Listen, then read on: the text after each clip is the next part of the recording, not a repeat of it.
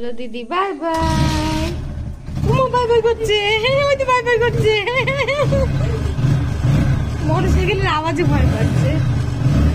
দিদি bye bye বলো, দিদিকে বাই বাই করে দিচ্ছে। ওই যাবে তো বাই বাই। মা চলে যাওয়ার পর থেকে সত্যি কথা বলতে কোনোদিন মানে মনেই হয়নি যে মা নেই। কথাটা কেন বলছি, কারণ তোমাদের দাদাভাই সকাল থেকে উঠে সত্যি কথা বলতে আমাকে কোনো কিছুই করতে দেয় না। ঘুম থেকে উঠে সকালে দিদার খাবার বানানো, ওর টিফিন বানানো, ওকে রেডি করা, ওকে স্কুলে দিয়ে আসা, কারণ রাত্রিবেলায় ছেলে জেগে থাকে, আমাকে একটুখানি বেশিক্ষণ জাগতে হয়। তো ওই জন্য ভোরের দিকে যদি একটু ঘুমিয়েও যায় ও আমাকে ডাকে না, বলে তুমি বসে থাকো আমি করে নিচ্ছি সব কিছু। তো তারপরে তাও যদি আমি জোর করে বাসন টাসন ধুতে যাই সকালের দিকে তো আমাকে বকে, মানা করে। দেখো আমি যতদিন মানে আছি ততদিন আমি করি, কারণ তোমাকে তো সুস্থ হতে হবে, এরপরে সব কিছু তোমাকে একা হাতেই সামলাতে হবে।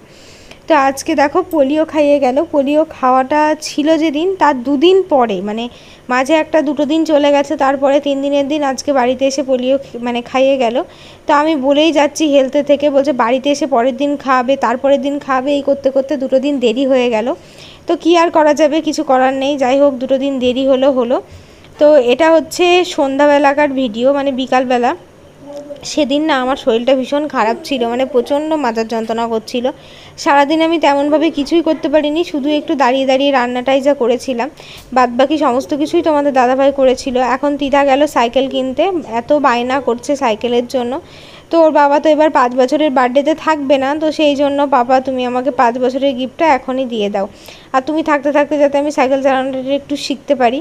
তো দেখো ফাইনালি সাইকেল নিয়ে চলে এসছে তিধা, মানে ও তো ভীষণ খুশি। নতুন সাইকেল পেলে, নতুন জিনিস পেলে তো সবাই খুশি হয়, তার জন্য না। এদিকে দেখো দুধ গরম হচ্ছে, কালকের দুধ আছে প্লাস আজকে দুধ, ভাবলাম পুরো দুধটা।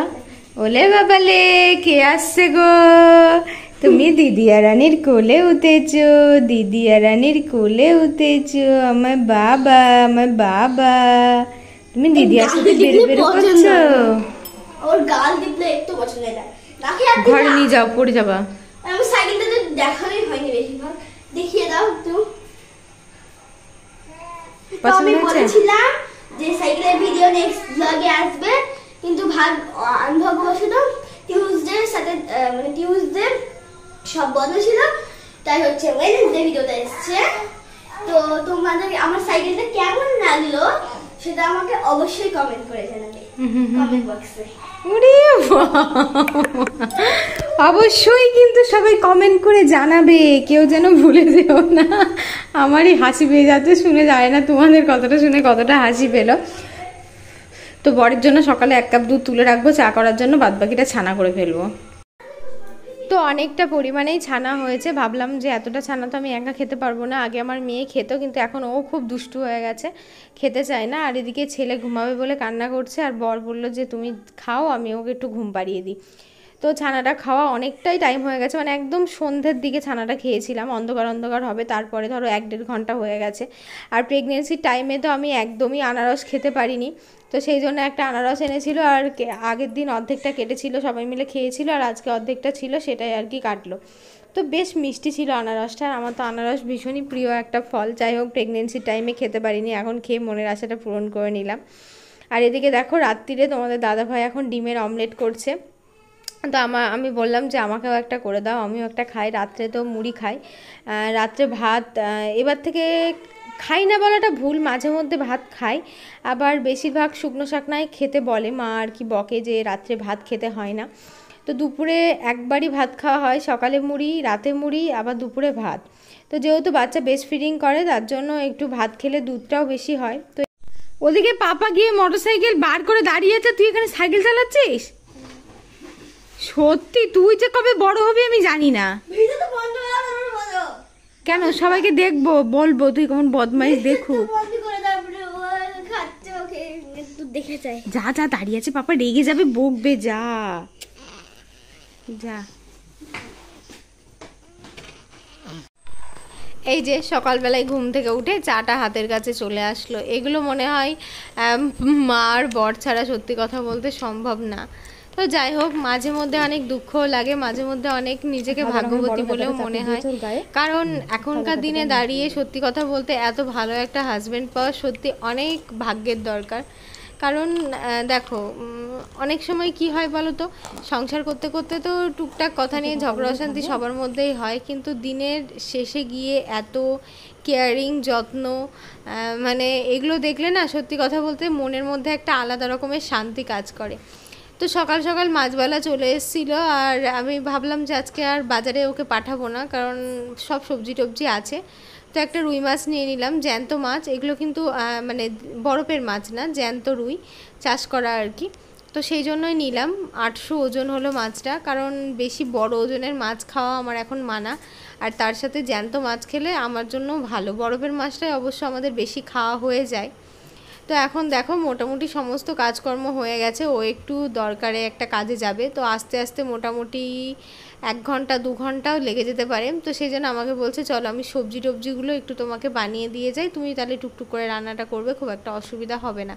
তো আমি মানা করলাম যে থাক, তোমাকে সবজি বানিয়ে দিতে হবে না। তো বললো না, আমি সবজিগুলো একটু কেটে কুটে দিয়ে যাই, কারণ বাবু যদি উঠে পড়ে। দেখো এখন আছে তাই এত চিন্তা, যখন না থাকবে তখন আর কোনো চিন্তাই নেই। সত্যি কথা বলতে হয়তো আর 15 দিনে আর একটু সুস্থ হয়ে যাব, ভগবানের আশীর্বাদে আমি এখন যথেষ্ট সুস্থ, কিন্তু শরীরের দিক থেকে সুস্থ হলেও কিন্তু ভিতর এখন পুরোপুরি কাঁচা, সেই জন্য আমাকে অনেক কিছুই পেলে চলতে হবে। তো আজকে দুপুরে রান্না হবে ভেন্ডি সর্ষে, মানে ভেন্ডির মধ্যে আলু দিয়ে সর্ষে দিয়ে করলে আমার মেয়ে ভীষণ পছন্দ করে, আমার আবার শুধু ভেন্ডি সর্ষেটা বেশি ভালো লাগে। তো মেয়ের জন্যই স্পেশালি ছোটো 1-2 আলু দিতে হয়, তো আবার আলু দিয়ে করলে একটু বেশি ভালোবাসে আর কি। আর দুপুরে রান্না করব মাছের ঝোল, মানে রুই মাছ।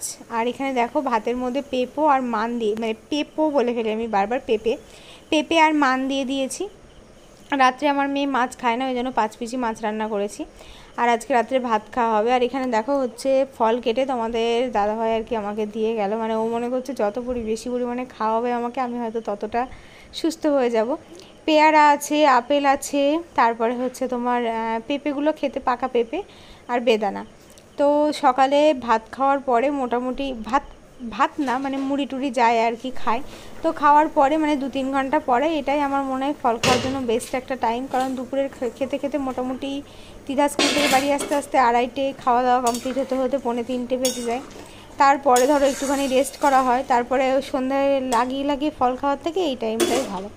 তো দুপুরে রান্না বান্না করে আমি একটুখানি ভাবলাম এইখানটায় মুছে রাখি, তো দেখো তেল হয়ে গেছে, একটুখানি বেশ সাবান দিয়ে ঘষে নিয়েছি, এবার একটু নেতা দিয়ে হালকা করে মুছে নিলাম, গ্যাসটাকেও মুছে নিলাম। ব্যাস, শিরদাঁড়াতে এত ব্যথা করছে না এই মুহূর্তে গিয়ে মনে হচ্ছে কখন একটু বিছানায় মানে শিরদাঁড়াটাকে শার্ট করতে পারবো। সত্যি কথা বলতে 3বার অপারেশন করেছি, একবারও মানে এরকম শিরদাঁড়া যন্ত্রণা হয়নি, এইবারই দেখছি একটু বেশি। এটা স্বাভাবিক একটা ব্যাপার হবে, কিন্তু ডাক্তার বলেছে কিছু ব্যায়াম দিয়েছে, ব্যায়ামগুলো করতে বলেছে, সময়ের সাথে সাথে এটা কমে যাবে, মানে মোটামুটি 2-3 মাস পরে এতটা থাকবে না, তখন অনেকটাই কমে যাবে। লাস্টের দিকে গিয়ে তো হবেই, আর কিছু করার নেই। তো এখন বাবু একটু ঘুমালো, আর এদিকে ওর পাপা আর কি তিধাকে আনতে গেল। তো আমি ভাবলাম যে চলো এখন তো আর সবাই মিলে একসাথে যে বসে ভাত খাবো সেই জিনিসটা আর হবে না, কারণ বাবু উঠে পড়বে, কাঁদবে। তো এখন যেহেতু ও ঘুমাচ্ছে, আমি একটু ভাবলাম যে ভাতটা খেয়ে নিই, তারপর ওরা আসবে, ওদেরকে দেবো, তখন আবার বাবুর কাছে আমি বসবো। তো এই হচ্ছে ব্যাপার। পেঁপে সিদ্ধ নিলাম, একটু হালকা করে মান সিদ্ধ, ভেন্ডি আলু সর্ষে, আর এই পটল দিয়ে আলু দিয়ে মাছের পাতলা করে একটু ঝোল করেছি, কারণ আমার মনে হয় এখন মোটামুটি অনেক কদিনই হয়েছে, মানে 10 তারিখে সেপ্টেম্বরে সিজার হয়েছে, তার মানে বুঝতেই পারছো আজকে প্রায় 16 তারিখ মনে হয় হয়ে গেল, তাহলে অনেক কদিনই হয়ে গেল।